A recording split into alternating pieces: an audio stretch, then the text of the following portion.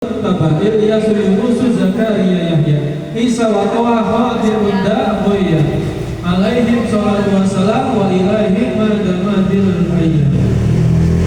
Bismillahirrahmanirrahim. Selanjutnya kita akan membahas daripada nabi yang selanjutnya, yakni adalah Dzulkifli, ya, Dzulkifli.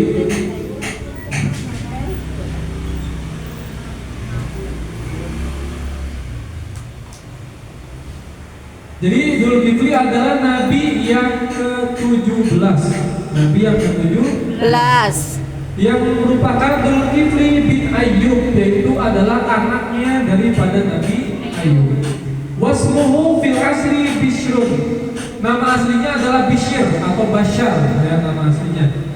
Wa ba'atsallahu nabiyan ba'da abihi wa samahu Dzulkifli. Dan diutus oleh Allah Subhanahu wa taala menjadi seorang nabi setelah daripada ayahnya, yaitu adalah Nabi Ayub. Makanya dinamakan yaitu adalah Dzulkifli atau Zalkifli atau yang terakhir, yaitu Dzulkifli. Itu artinya adalah kepunyaan, ya. Kalau jadi nama aslinya adalah Bishr, tapi kenapa dinamakan Dzulkifli? Itu adalah lakopnya atau adalah julukannya. Karena memang diutus oleh Allah Subhanahu wa taala setelah daripada ayahnya, yaitu adalah Nabi Ayub alaihissalam. Jadi Nabi Dzulkifli ini merupakan seorang raja yang dimana seorang raja yang diceritakan atau yang dikisahkan menjadi orang-orang yang paling sabar, ya. Sama seperti Nabi Ayub, ya, yang dikisahkan menjadi orang yang sabar. Begitu pula Nabi Dzulkifli juga merupakan orang yang sabar, ya. Jadi para nabi dan para rasul oleh Allah Subhanahu wa taala memang diberikan yang namanya sifat-sifat sabar, sifat-sifat yang terbaik, sifat-sifat yang hebat, sehingga bisa nantinya mengamalkan atau mendakwahi atau menyampaikan risalah yang telah diajarkan atau yang telah diberikan oleh Allah Subhanahu wa taala kepada mereka semuanya. Nah, jadi hampir semua yang cerita kita dengar itu semuanya satu kuncinya, itu adalah sabar, ya. Yang namanya para nabi itu semuanya adalah sabar. Jadi para nabi dan para rasul itu kuncinya mereka itu pasti sabar, pasti sabar. Gak ada nabi dan rasul itu yang gak sabar, ya. Gak ada yang gak sabar. Makanya kenapa nabi itu dibuat oleh Allah Subhanahu wa taala, diciptakan oleh Allah Subhanahu wa taala itu jenis kelaminnya laki-laki. Kenapa? Karena laki-laki kebanyakan sabar. Kalau perempuan itu gak ada yang bisa sabar. Benar apa benar? Hah? Benar apa benar? Gak ada kan yang namanya perempuan itu menjadi seorang nabi. Kenapa? Karena gak bisa sabar. Jadi kalau misalkan seorang nabi itu pasti diberikan oleh Allah, entah dari nabi jalannya atau kisahnya atau ceritanya, itu pasti jadi sabar. Dan nabi-nabi yang terdahulu itu kalau misalkan digoda atau misalkan dihasut, itu memang langsung iblis yang turun tangan. Ya, iblis yang langsung turun tangan. Seperti kemarin masalah Nabi Ayub, ya, yang dimana sampai menangisi daripada kematian atau apa, takutnya kehilangan Nabi Yusuf itu sampai matanya itu nggak bisa melihat. Terus juga Nabi siapa lagi? Nabi Ayub, terus juga Nabi Yakub kali. Nabi Yakub juga, kalau Nabi Yakub juga sama, yaitu Nabi Yakub, ya, itu mah, ya. Kalau Nabi Ayub itu adalah Nabi yang diuji sama Allah itu dengan penyakit, ya, maaf saya lupa.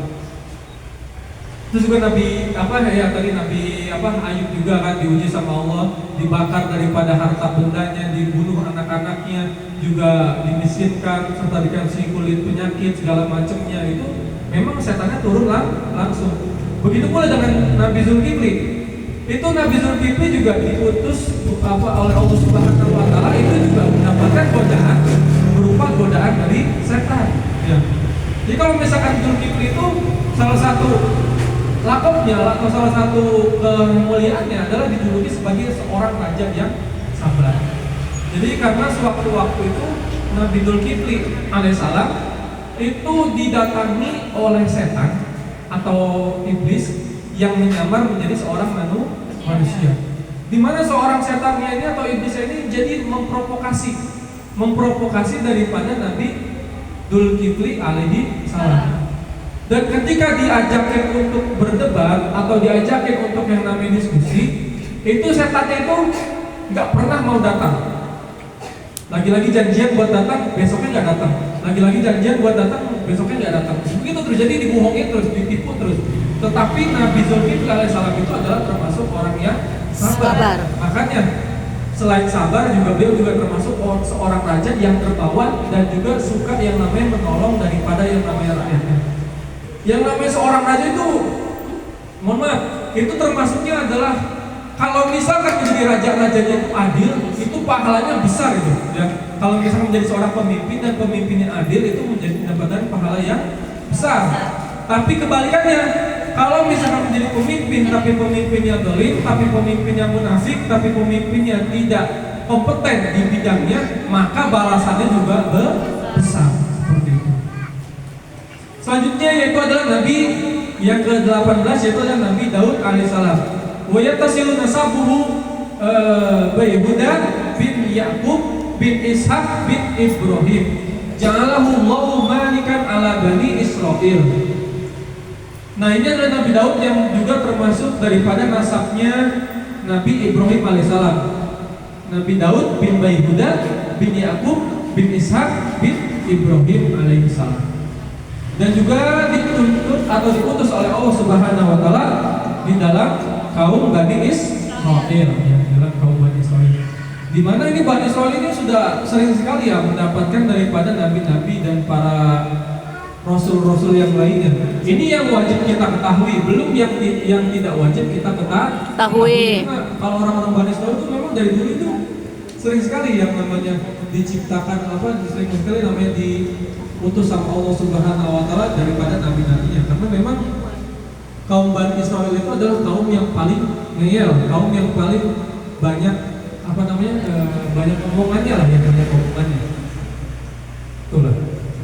Maka sewaktu-waktu itu ada seorang Bani Israil, bukan seorang Bani Israil, jadi satu kaum Bani Israil.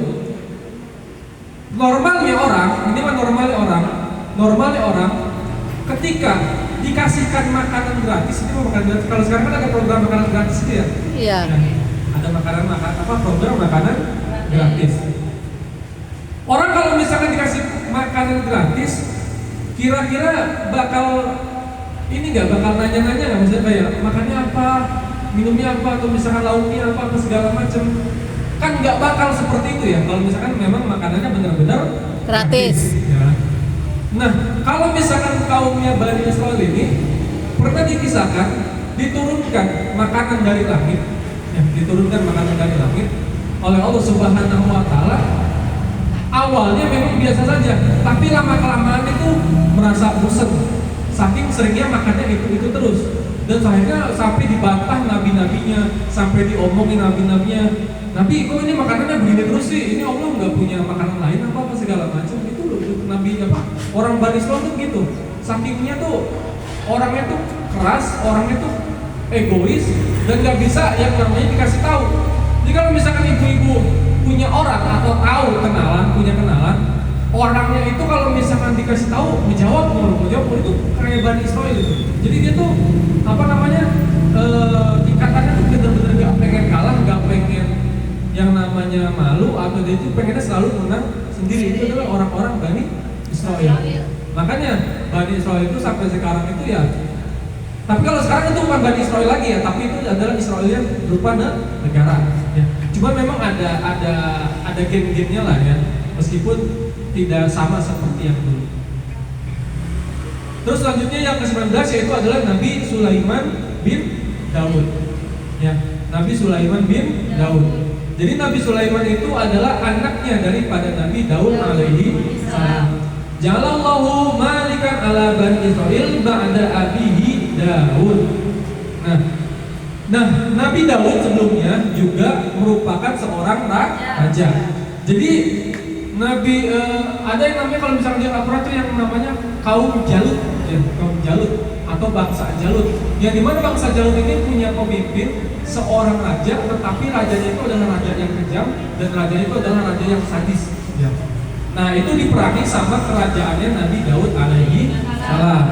Singkat cerita menang, dan akhirnya Nabi Daud alaihissalam itu menjadi kerajaan yang sangat besar ya, karena peperangannya juga menang, apa segala macamnya. Nah, Nabi Daud alaihissalam juga punya keturunan, memiliki anak, yaitu adalah Nabi Sulaiman alaihissalam. Yang dimana Nabi Sulaiman alaihissalam ini akhirnya mewarisi daripada kekayaannya Nabi Daud alaihissalam. Nah, makanya kalau misalnya kita Nabi Sulaiman kan termasuknya kisahnya populer kan, kisahnya itu sering kita dengar lah ya. Kalau Nabi Sulaiman tuh mujizatnya apa? Bisa berkomunikasi dengan binatang, makhluk lain ya, selain daripada manusia. Bisa komunikasi dengan jin, komunikasi dengan binatang, komunikasi dengan angin, komunikasi dengan hal-hal yang lainnya. Itu adalah Nabi Sulaiman alaihissalam. Yang dimana Nabi Sulaiman alaihissalam ini, kalau misalkan di dalam kisahnya itu sempat tegang atau sempat bertikai dengan Ratu Bilqis ya, dengan Ratu Bilqis. Yang dimana Ratu Bilqis ini merupakan penguasa, tetapi penguasanya ini dia itu menyembah daripada yang namanya matahari. Itu sampai apa namanya? Sampai yang namanya kiriman surat. Istilahnya untuk menantang daripada yang kerajaan yang paling hebat. Sampai pertama kali Nabi Sulaiman alaihissalam itu diundang sama Ratu Bilqis itu menuju kerajaannya Ratu Bilqis. Di mana ternyata kerajaannya Ratu Bilqis itu sangat mewah sekali ya. Bahkan lantainya itu berupa daripada yang namanya kaca ya. Lantainya dari zaman dulu itu lantai kaca tidak ada ketika daripada zamannya Ratu Bilqis dan Nabi Sulaiman alaihissalam. Oke, setelah itu akhirnya kebalikannya. Habis itu Nabi Sulaiman mengundang daripada Ratu Bilqis untuk datang menemui daripada yang namanya kerajaan. Itu ketika dibawa ke kerajaannya itu bukan numpak daripada pesawat tempur atau pesawat jet atau pesawat pribadi kayak presiden-presiden kan, bukan. Tetapi naiknya itu naik angin ya, naik. Di situ tuh kalimatnya birrihin, yaitu berupa dengan angin. Jadi dibawa oleh Nabi Sulaiman menggunakan angin, langsung diantri menuju daripada istananya. Di mana di istananya ini ternyata sangat-sangat luar biasa lagi, lebih indah lagi dibandingkan istananya Ratu Bilqis. Ya. Di mana itu ada air mancurnya. Kalau misalkan di bahasanya tuh ada air mancurnya, itu juga bukan pakai kayu-kayu yang biasa gitu, tapi makanya kayu-kayu yang benar-benar terbaik. Udah gitu juga dindingnya juga dilapisi dengan yang namanya emas, juga yang namanya berlian, segala macamnya. Itu kalau misalkan udah kayak istana, benar-benar istana yang benar-benar megah lah ya, istana yang benar-benar hebat. Terus ketika ditanya kenapa bisa seperti ini, karena saya ini adalah menyembah Allah Subhanahu wa Ta'ala. Dan ditunjukin juga bahwasanya yang pekerja-pekerjanya atau prajurit-prajuritnya juga ada dari bangsa jin, dari bangsa yang namanya binatang-binatang dan lainnya. Sampai akhirnya ya Ratu Bilqis itu akhirnya dia tuh sangat takjub dan akhirnya masuk ke dalam Islam dan menjadi istrinya Nabi Sulaiman alaihissalam. Ya, itu adalah kisahnya daripada Nabi Sulaiman alaihissalam bin Daud. Jadi memang ini ya, dari semua para nabi ini semuanya ya keturunan ya, dari awal sampai akhir itu semuanya keturunan. Dan paling banyaknya dari semuanya itu dari nasabnya Nabi Ibrahim alaihissalam. Terus yang ke-20 yaitu adalah Nabi Ilyas. Wa yatasilu nasabuhu Baharuna bin Imran ahi Musa arsalahu ila qaumi min Bani Israil. Nah, lagi-lagi Bani Israil ya, Sulaiman juga Nabi Israil, Ilyas juga Bani Israil, yang merupakan anaknya daripada Baharun bin Imran ahi Musa ahi Musa. Jadi Nabi Musa punya saudara yang namanya Harun, ya Baharun. Dan Baharun itu punya anak, yaitu adalah Nabi Ilyas. Berarti keponakannya Nabi Musa. Ya, Ilyas itu adalah keponakannya Nabi Musa. Dan ini sama ya, kisahnya itu sama kayak Nabi Ilyasa, di mana dia itu menuntut atau berperang dengan bangsa Bani Israel, yang dimana Bani Israel itu ada seorang raja yang rajanya juga menjadi menjadi raja yang kejam, menjadi raja yang munafik, menjadi raja yang dolim segala macamnya. Oke, lanjut apa udah?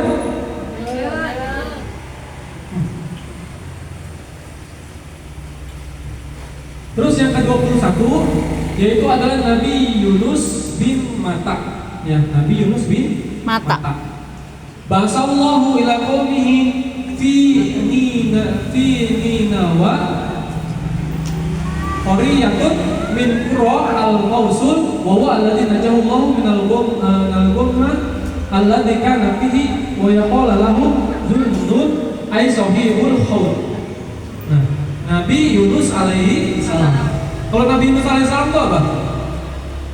Dimakan ikan. Kisahnya adalah dimakan Ikan. Nun ya, ikan nun atau sahibut nun atau ikan sejenis ikan paus lah ya. Kalau misalkan dalam kisah-kisah itu tuh jenisnya bukan ikan paus yang benar-benar paus, tapi ikan apa namanya? Paus pembunuh itu tuh, yang matanya itu putih tuh. Nah, ada yang mengatakan seperti itu. Ada yang mengatakan memang benar-benar paus yang biasa gitu. Itu juga ada yang mengatakan seperti itu. Yang jelas pausnya itu bukan paus biasa, tetapi ikan pausnya itu ikan yang benar-benar besar, yang sangat yang berbeda lah ya dengan sekarang gitu ya. Dimana ketika itu Nabi Yunus alaihissalam itu sampai dibuang oleh kaumnya, sampai ditantang. Kalau misalkan dalam kisah-kisah itu ada beberapa pendapat ya. Ada yang bilang ditantang, ada yang bilang memang dibuang sama kaumnya karena memang orangnya itu kalau misalkan benar, mohon maaf ya, seumpamanya ibu-ibu di sini semuanya busuk lah, ibu-ibu di sini semuanya salah ya, semuanya salah. Ketika ada orang benar, kira-kira kesel nggak sama orang benar itu? Nah, begitu juga orang-orang zaman dahulu. Nabi-nabi zaman dahulu tuh sering diancam, sering dianiaya karena memang benar sendiri, bukan yang benar-benar karena memang mencari kebenaran. Orang mau sebenar apapun, kalau misalkan orang tersebut dia tidak mau menerima kebenaran, maka akan terpental, maka tidak akan pernah tersampaikan. Nah, Nabi Yunus alaihissalam itu sampai akhirnya dibuang ke laut, sampai akhirnya dimakan oleh ikan non atau ikan paus tersebut lah ya bahasanya. Itu ada yang mengatakan sampai pergantian 1 bulan, ada yang mengatakan 7 hari, ada yang mengatakan 4 hari ya, daripada kisahnya tersebut. Itu selama di dalam perutnya itu ya alhamdulillah ya, memang makanan juga alhamdulillah ada, terus juga yang namanya minuman juga ada. Dan Nabi Yunus alaihissalam itu termasuknya ya orang yang tidak pantang menyerah dan tidak pantang yang namanya ragu kepada Allah Subhanahu wa taala.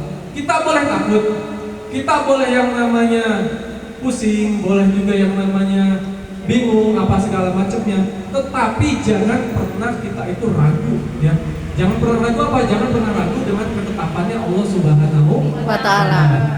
Karena kalau misalkan sudah ditetapkan, kalau misalkan sudah ditentukan oleh Allah Subhanahu wa taala, itu pasti akan yang namanya berhasil ya. Itu pasti akan yang namanya najah. Najah itu apa? Najah itu adalah lulus atau itu adalah berhasil lah ya, berhasil apa? Berhasil menaklukkan daripada yang namanya dunia. Dan kalau misalnya orang udah menaklukkan dunia, insya Allah di akhiratnya pun pasti akan berhasil. Oke, mungkin saya cukupkan saja.